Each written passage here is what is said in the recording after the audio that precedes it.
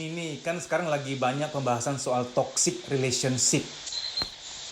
Oke. Misalkan cewek yang punya cowok kasar, keras, selingkuh, tukang bohong, tapi masih disayangi sama ceweknya. Saya juga kadang-kadang, saya sebagai cowok pun saya bingung, kok cewek begitu ya? Maksudnya orang kalau udah nggak bener, gampang dong mestinya ditinggalin gitu kan. Nah, Oh, banyak sih kalau misal teman-teman yang sebutin itu ya, yang cowoknya tuh posesif atau yang cowoknya kasar, tapi mereka masih tetap mau bertahan ya sama cowok itu, atau mungkin kebalikannya, cowoknya yang masih mau bertahan sama ceweknya meskipun ceweknya tukang selingkuh atau sama juga toksiknya. Nah, menurut kamu, misalkan nih cewek tetap mencintai, tetap menyayangi cowoknya yang toksik gitu ya. Ini kan belum nikah. Kita bicara yang belum nikah, masih pacaran gitu atau pengenalan. Cowoknya toksik, ceweknya masih sayang gitu loh. Apa sih analisanya? Aku tanya ke kamu karena kamu perempuan gitu loh. Kamu dugaan kamu apa? Kok bisa sih cewek bisa tetap pengen memiliki cowok yang toksik? Kenapa sih kira-kira? Pertama mungkin sebelum sifat toksik itu datang, karena kan pasti mereka nggak mungkin jadian sebelum apa ya, maksudnya setelah ada sifat toksik itu. Nah, kalau menurut saya ya, sepertinya di awal-awal itu atau mungkin dalam perjalanan hubungan mereka ada kenyamanan atau perasaan lain yang diberikan si laki-laki kepada perempuan sampai perempuan itu merasa kayak aku tuh cuma nyaman sama dia, aku tuh kayaknya bakal susah nyari orang lain yang bisa bikin aku nyaman kayak dia. Atau mungkin setoksik apapun laki-laki itu ada sisi baiknya, misalnya dia selalu support perempuannya, atau enggak dia mungkin royal ya kepada perempuannya, misal dia toksik sih tapi dia selalu beliin apa yang aku mau, kalau aku minta ini itu dia gercep beliinnya. Itu juga bisa jadi alasan untuk bertahan selain kenyamanan ya. Jadi pasti ada aja alasan untuk bertahan itu. Cuma kalau yang saya lihat ya itu lebih ke kenyamanannya, atau laki-laki itu emang royal, atau mungkin ya mereka memang sudah terlalu jauh sampai kayak untuk lepas tuh susah, lebih baik bertahan. Berarti ada dua dugaan. Dugaan pertama mungkin ini cowok awal-awalnya baik, masih tanda petik mungkin promosi, sempat memberikan comfort zone, rasa nyaman, kenangan-kenangan indah. Belakangan mungkin baru muncul aslinya sehingga kalaupun toksik dan menyakiti, si cewek masih terngiang-ngiang kenangan-kenangan baik yang dulu, rasa-rasa nyaman yang dulu gitu ya. Iya betul, apalagi manusia itu kalau udah nyaman dengan satu hal, kadang males atau nggak mau untuk nyari kenyamanan di tempat lain gitu. Jadi mereka beranggapan, oh ya mungkin ini hanya muncul sesekali atau hanya sesaat, nanti juga dia kembali normal lagi gitu. Mereka ingin meyakinkan dirinya sendiri bahwa saat ini tempat ternyaman mereka hanya orang itu. Ya, karena bisa jadi cowok toksiknya itu kadang romantis, kadang baik, kadang menyakiti gitu kan. Betul, karena setoksik apapun orang itu nggak muncul setiap saat, hanya di saat-saat tertentu. Dan si cewek masih ngarep, ah ini mah palingan cuma hilaf, palingan cuma salah sebentar gitu ya. Iya, biasanya sih yang saya lihat seringnya begitu ya orang. Tapi idealisme kamu sendiri, misalkan kamu punya cowok nih selingkuh, emang kamu mau kasih kesempatan? Sebenarnya gini ya, kalau misalnya ada yang selingkuh itu, pertama sih aku bakal introspeksi diri dulu. Maksudnya bisa aja kan dia selingkuh karena kita yang salah. Misalnya kita kurang ngasih dia waktu, atau kita kurang perhatian, atau mungkin kita apa ya, terlalu bikin dia nggak nyaman. Misal kayak kita terlalu sering minta sesuatu atau terlalu sering maksa. Itu mungkin bakal aku pertimbangkan. Tapi kalau misalnya ternyata setelah aku introspeksi nggak ada yang salah dari aku, wah berarti itu salah dari dia. Dan kalau ternyata salahnya dari dia, itu mungkin aku tinggalin. Tapi kalau salahnya dari aku, ya kita sama-sama memperbaiki diri, sama-sama diskusi, dan baru ya kalau emang masih ada harapan, kenapa nggak dilanjutkan. Oke, itu soal selingkuh. Kalau soal cowok kasar nih, main fisik, bagi kamu itu tolerable nggak? Bisa ditoleransi nggak atau tidak? Kamu pribadi?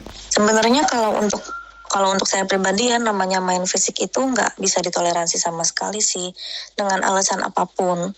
Bahkan meskipun seandainya seorang perempuan yang main fisik ke laki-laki, karena emang ada aja perempuan yang main fisik sama laki-laki loh, itu juga nggak bisa ditoleransi.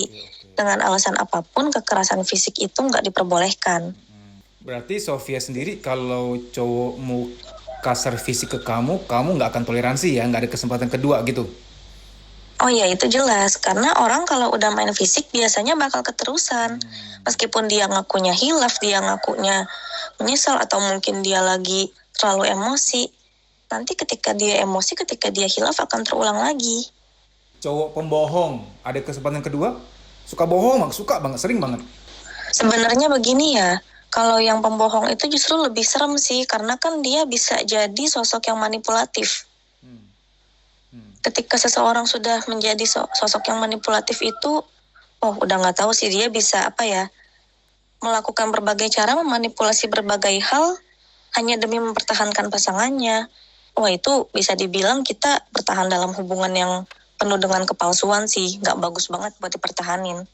Selama ini kan yang dibahas tuh topik-topik toxic relationship tuh adalah laki-laki yang kasar sama ceweknya gitu kan. Tapi dari pertemanan kamu, wawasan kamu, kisah-kisah yang pernah kamu dengarkan, cewek-cewek yang kasar sama cowoknya juga banyak ya? Atau sedikit? Lumayan banyak. Biasanya kalau cewek-cewek yang jadi kasar sama cowoknya itu, kemungkinan mohon maaf ya, anak-anak yang emang pergaulannya salah juga, atau memang di lingkungannya dia dididik untuk menjadi kasar, itu ada. Tadi kamu bilang bahwa kasar fisik sih nggak ada toleransi ya. Iya. Tapi kalau kasar verbal gimana? Mungkin calon pasangan kita ini kasar fisik nggak pernah mukul, nggak pernah nempeleng, nyubit juga mungkin nggak pernah. Kasar verbal nih, suka mengkebun binatangan kita, suka nyumpain kita, suka menyudutkan, melebel, menghina kita gitu loh. Itu gimana tuh? Oke.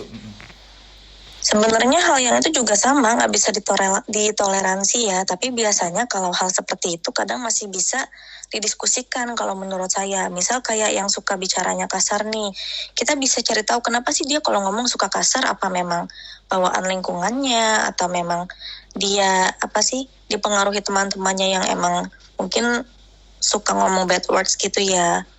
Atau memang kalau dia suka menghina orang lain, apakah dia sendiri dulunya juga sama seperti itu. Karena setahu saya nih ya, biasanya orang-orang seperti itu pasti ada pemicunya. Misalnya dulunya dia pernah dihina, pernah direndahkan. Jadi dia gampang menilai orang lain ketika menurut dia, oh ini orang kayaknya kurang, dia tuh gampang ikut merendahkan. Untuk tipe jodohnya Sofia sendiri, apa sih idealisme kamu?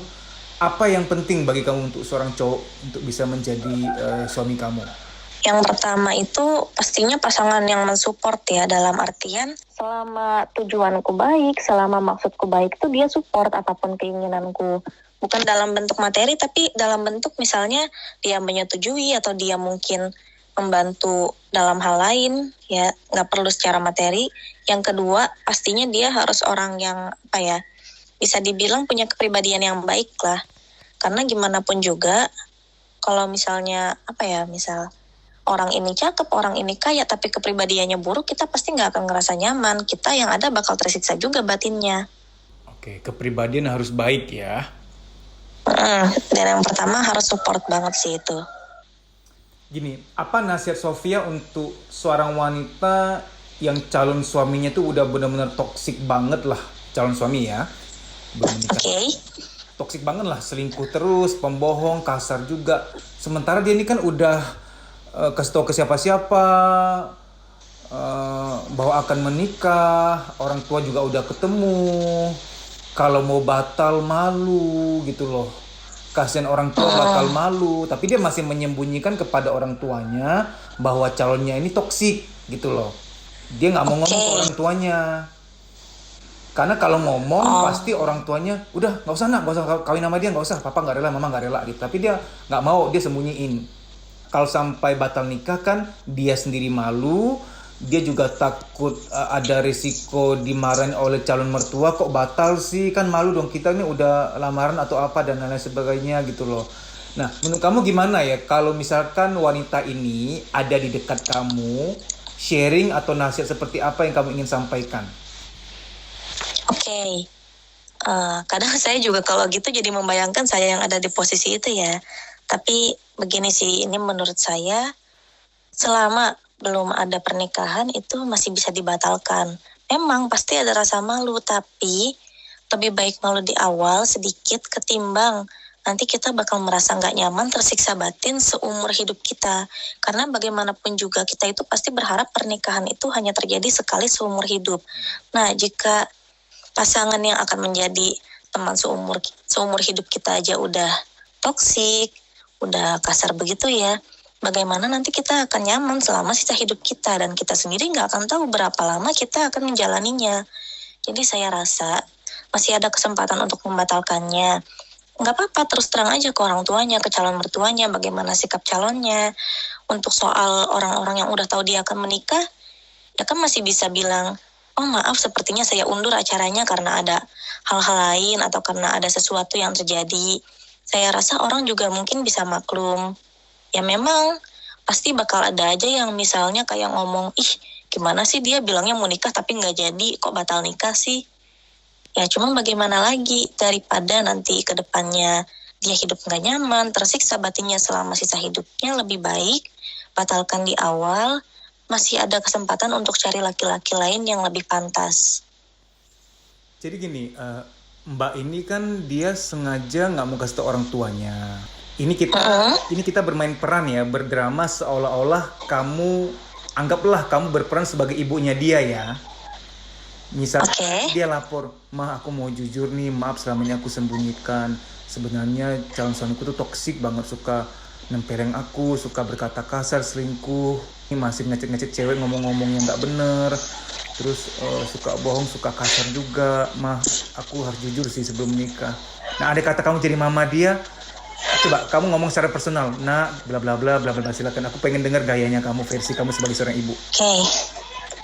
Nah, kamu tuh berhak untuk bahagia. Hanya karena kamu ingin menikah dengan laki-laki tersebut, hanya karena tanggal pernikahan kalian sudah dekat, bukan berarti kamu harus merelakan dirimu, harus merelakan batinmu itu disiksa sama dia. Gak masalah untuk membatalkan pernikahan. Mungkin kamu akan malu, mungkin keluarga juga akan malu, tapi selama nanti kamu bisa menemukan pasangan baru yang lebih bisa mencintaimu, yang bisa bersikap lebih baik, yang bisa memperlakukanmu dengan pantas, kamu berhak untuk itu.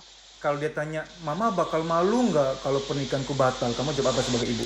Aku bakal lebih tersiksa lagi kalau misalnya nanti kamu setelah menikah jadinya terluka, kamu nggak nyaman dengan suamimu, kamu tersiksa mulu, kamu sakit hati terus, kamu nangis terus, itu yang akan lebih menyiksa lagi.